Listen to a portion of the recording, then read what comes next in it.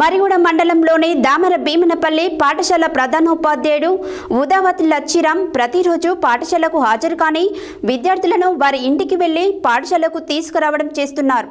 ప్రతిరోజులాగే శుక్రవారం రోజు కూడా బడికి హాజరు కాని ప్రతి విద్యార్థుల ఇంటికి వెళ్లడం జరిగింది. మర్రిగూడ మండలంలోని దామర భీమనపల్లి పాఠశాల ప్రధానోపాధ్యాయుడు ఉదావత్ లచ్చిరామ్ ప్రతిరోజు పాఠశాలకు హాజరు కాని విద్యార్థులను వారి ఇంటికి వెళ్లి పాఠశాలకు తీసుకొని రావడం చేస్తున్నారు. ప్రతిరోజులాగే శుక్రవారం రోజు కూడా బడికి హాజరు కాని ప్రతి విద్యార్థుల ఇంటికి వెళ్లడం జరిగింది. అందులో 3వ తరగతి చదువుతున్న విద్యార్థులు చిలివేరు హేమంత్, శ్రీకాంత్ అన్నదమ్ములు ఇంటికి వెళ్ళగా వారు ఇంటి దగ్గరే ఉండి టీవీ చూసుకుంటూ ఉన్నారు. ఒక పక్క విద్యార్థి తండ్రికి 2 కాళ్ళు లేవు. అమ్మ మానసిక స్థితి బాగుండదు. వారి పరిస్థితిని చూసి ఉపాధ్యాయుడు చలించిపోయాడు.